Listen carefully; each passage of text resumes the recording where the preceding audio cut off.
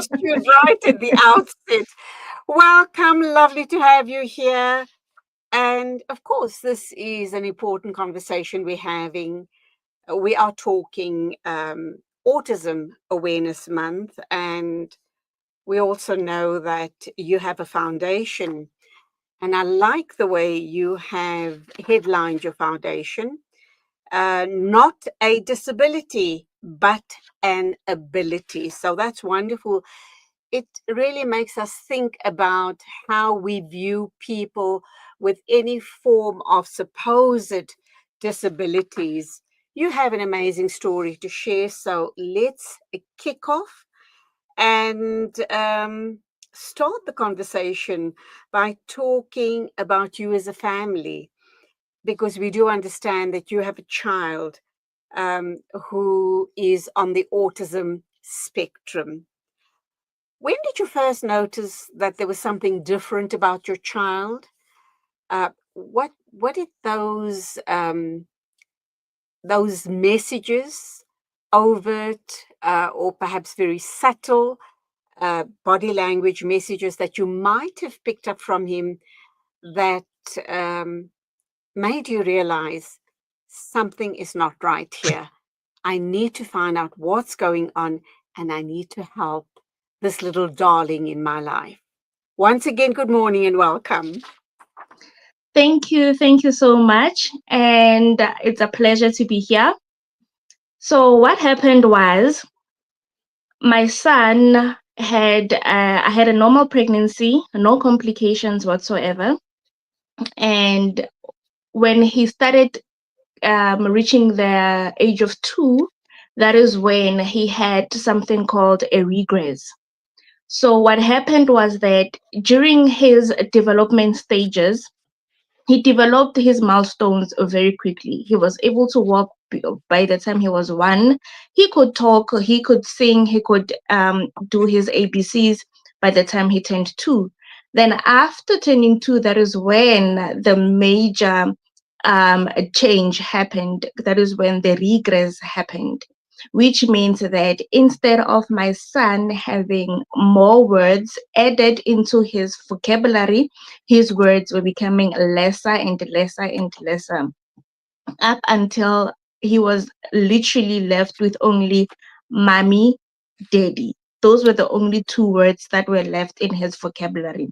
So that is when I started to notice that something might not be right, because how can someone be able to talk and then wake up one day they are unable to communicate? Because when they grow up, you take note of the milestones that they need to reach. So in terms of the physicality, he was still able to walk and able to do everything except for now talking. And another thing that actually Okay, made I've me just also lost you there. I realize, can't but hear you. you can't Um, hear me. Bongiwe, Hello? hello. All right, can you hear me now? Yes, I can hear you. Can you hear me? Okay, yeah, we were just trying to fix our volume. The volume wasn't right on our side. Can you Okay. just repeat? Can you just repeat? I picked you up when you spoke about his physicality, meaning that obviously physically he seemed to be within his reaching his milestones, but he's just lost all sense of vocabulary. Yes. So what I mean that he was able to continue to walk the way he was walking, everything was fine. But now he started now introducing a new tendency of being a picky eater, meaning that he didn't like to eat anything. Like my son was eating cereal, soft food, like things that you will have for breakfast. He those are the food that he preferred to eat. But also I didn't take a note of it. I was like, maybe he's just a child, being a picky eater, it's fine. And so the one thing that was a huge concern for me was the communication, the ability to talk. And I didn't even know about autism. I didn't know that there was such a thing called autism that exists in life. And so I started Googling, and it just told me about speech delay. So it didn't refer me to autism, but it just told me that my child could be speech delayed. Up until I decided to take him to a speech therapist. While I was there, I started now communicating with the speech therapist and telling them that now there is certain behaviors now that are also coming along, meaning now he would make a sound that I didn't know where it was coming from. Because at first I thought he was just humming to a song, but he will make humming sounds. Instead of communicating, he will make humming sounds. Instead of telling me what he wants, he will actually direct me, like pick me up physically and direct me to what he wants. So he wouldn't just point out from where he is, he will literally come and fetch me and take me to, maybe let's say, a candy cabinet, if that is what he wants at that time. So while I got into those communication with the speech therapist, then that is when I was referred to an occupational therapist. Then, when I went to the occupational therapist, I also told them the experiences and things that I see on my son, that he's not communicating and he was able to talk. Now his words are all gone. And Okay, now he let replaced me the come in words. here. Yes. Bongiwe, let me come in here. How old was he when he started displaying this type of behavior? And as you and I speak now, how old is he now? He started displaying this behavior when he was 2 and he is 6 now.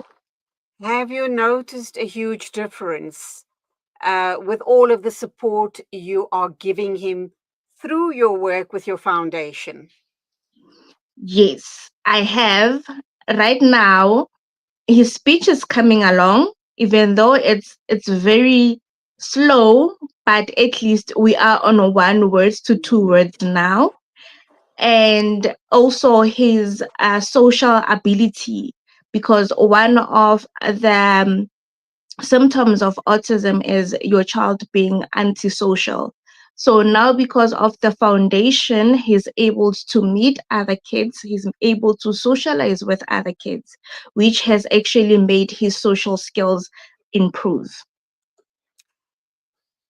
What have you learned from this journey, and how has your journey as a parent of a child with autism shaped your perspective on parenting and life in general?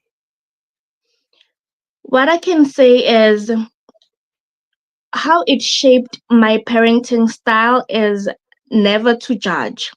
I used to be one of those parents that think that they know everything. They have the manual of being a parent, up until I was hit on the face with autism. So I had to actually go through what I call a grieving session, meaning that I had to grieve the child that I thought I was going to have, and realize now and accept the child that I do have.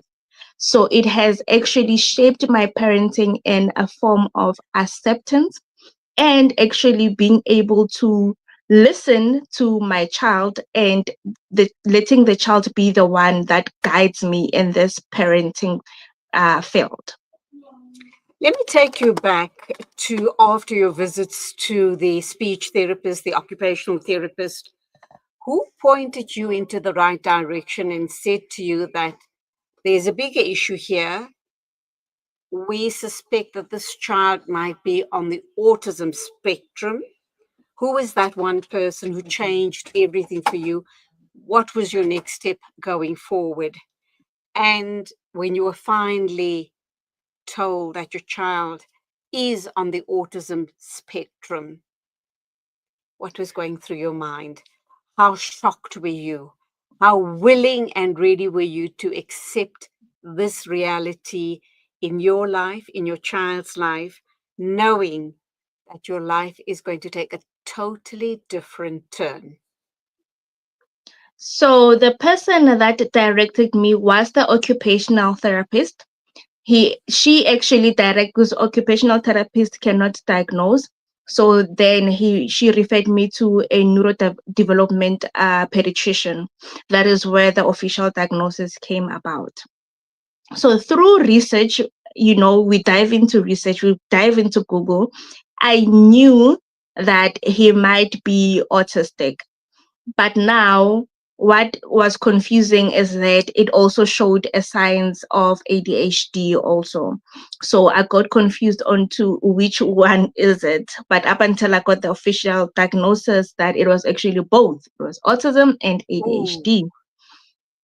Um, as much as I knew deep down, the mother's gut did tell me that my son might be on a spectrum, but receiving the news hit differently because it's just that confirmation. So receiving that confirmation, it made me, the first step was being in denial and trying to fix him, because that is what I tried to do. I tried to fix him. I tried to fix this autism because, as I said, that I didn't know anything about autism up until I had an autistic child. So it was hard for me to accept something that I didn't know and I wasn't familiar with.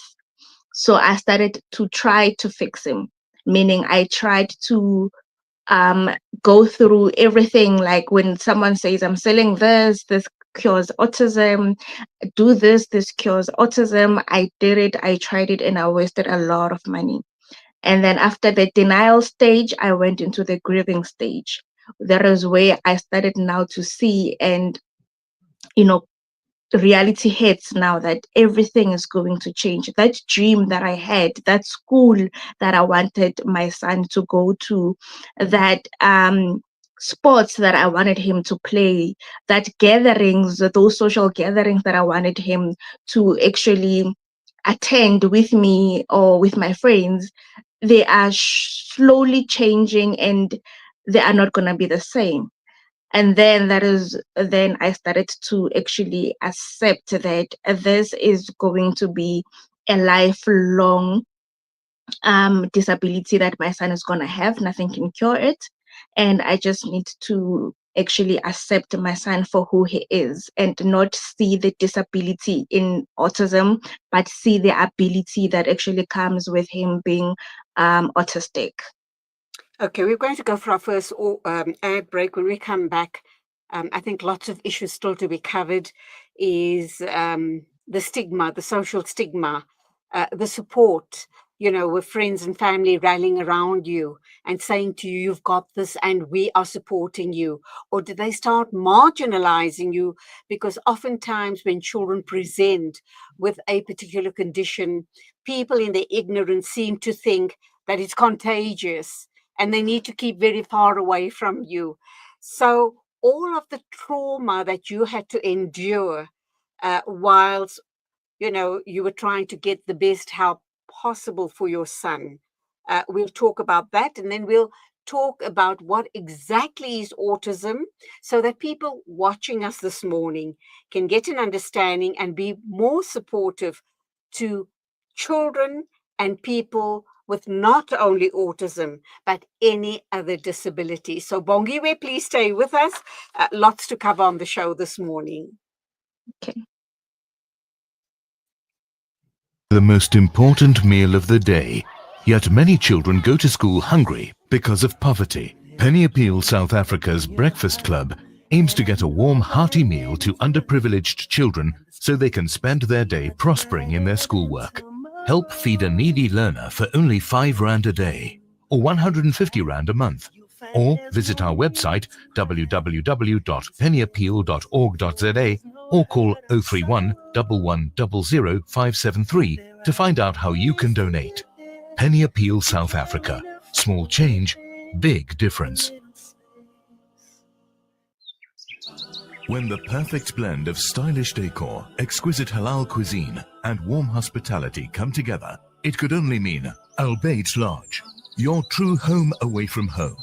Albeit is the ideal heaven for families, business people, and tourists with its 4-star family rooms and other luxurious facilities. Conveniently situated close to Port Elizabeth Airport, the beach, and other amenities, your stay will be truly unforgettable as you'll be taking home lasting memories of the warm hospitality, the serenity and tranquility that Albeit has to offer. For reservations, call 041 583 6415 or visit www.albeitlodge.co.za. Yasin Badat Financial Advisory. Are your financial goals feeling out of reach? Yasin Badat Financial Advisory is here to turn your aspirations into achievements. Our dedicated team, armed with a history of success, is ready to guide you through the complex nature of financial and investment planning. Whether you're a seasoned investor or new to the game, our personalized solutions cater to your unique goals and risk appetite. Trust in our commitment to transparency, integrity, and excellence. Ready to unlock a world of financial freedom? Partner with us today. Call Yasin Badat Financial Advisory at +27333462071 or visit www.yasinbadat.com. Yasin Badat Financial Advisory, guiding you to financial success. Hey, Gulam. Yeah? Did I return your lawnmower last month? No, bye, you didn't. Oh, no. Now what'll I do? I wanted to borrow it again, man. With Rendry Jewelers, you won't have to borrow or lend because the prices are so well trimmed on all gold and diamond jewelry. Alternatively, we could remake your old jewelry into a brilliant new design. Visit Rendry Jewelers at 151 Stevens Lamini Road, Musgrave, Durban. Rendry Jewelers, the family name you can trust. Abu Huraira narrated that he heard the Prophet Muhammad, may the peace and blessings of Allah be upon him, say, "In black seed there is a healing for every disease except death." This Ramadan, experience the health benefits of this ancient blessed seed by using the Tib Black Seed range. Black seed assists the body to boost immunity, regulate blood sugar levels, reduce inflammation, and act as a potent antioxidant. Experience a holistic approach to health by introducing the Tib Black Seed range into your Ramadan routine. Available in capsules, pure cold-pressed oil, and a vapor rub. Trust Tib Health Sciences for quality black seed products. For more information, visit blackseed.co.za. Available at leading pharmacies. This Ramadan, make a conscious choice, sip for change, and support Palestine Drinks Africa. With every can, you help end the genocide and stand in solidarity with Palestine. Choose between our original or sugar-free options available in the case of 24. Every sip is a step towards justice. Every purchase a powerful message of unity and support for the Palestinian cause. Contact 082-888-1440 or 082-7739-556 today and be part of the change. Palestine Drinks Africa. Sip for change. Liberty for everyone. Rejuvenating media day by day. This is Salam Media.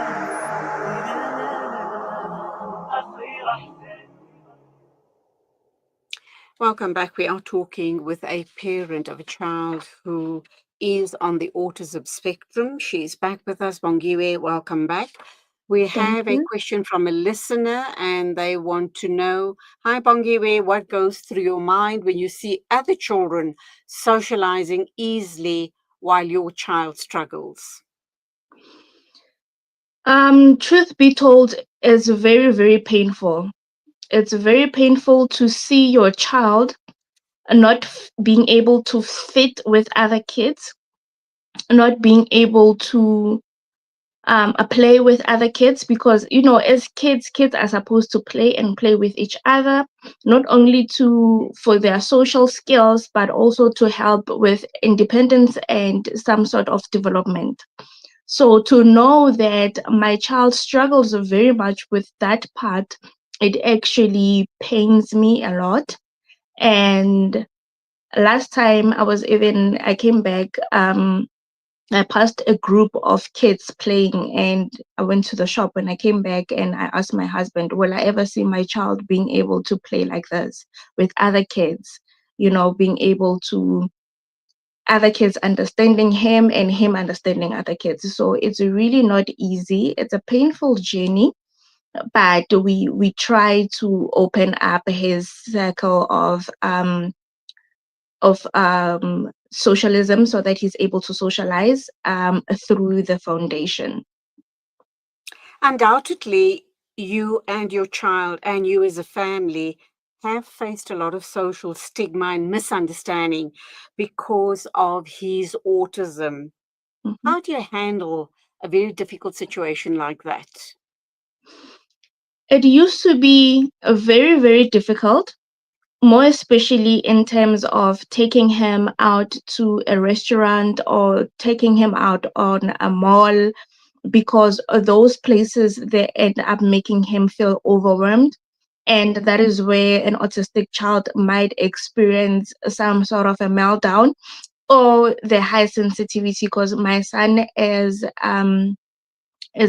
classified as high sensitive, so which means that everything or every senses in his being, they are high.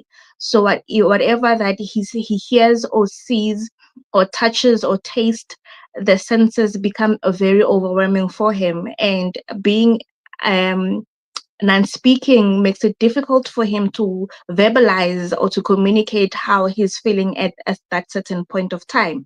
So it becomes very challenging for people. People will give you the stares like you are an incompetent mom or a parent who doesn't know how to discipline their child or who doesn't know how to handle their kid, only to find out that actually the child is going through a lot. The child doesn't know how to regulate their emotions. That is why they end up behaving the way they are behaving. So judgment has been there, the stares, the looks have been there.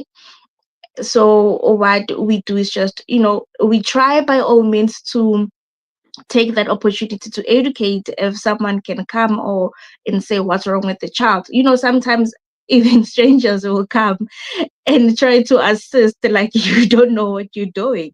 But that is when we take the opportunity to educate and be like, no, the child is not being naughty, or the child is not actually throwing a tantrum. The child is actually having a meltdown. We do know that autism, no two children are exactly alike when they present with autism, and the spectrum is huge, meaning that even if you belong to a group, a family group that all have children with this condition, your stories are going to be very, very different. That also means that children with autism have to either be homeschooled or have to be in a special school. How much of a challenge is that? And is our education system geared up for children with autism? Do they even understand and are aware of this condition called autism?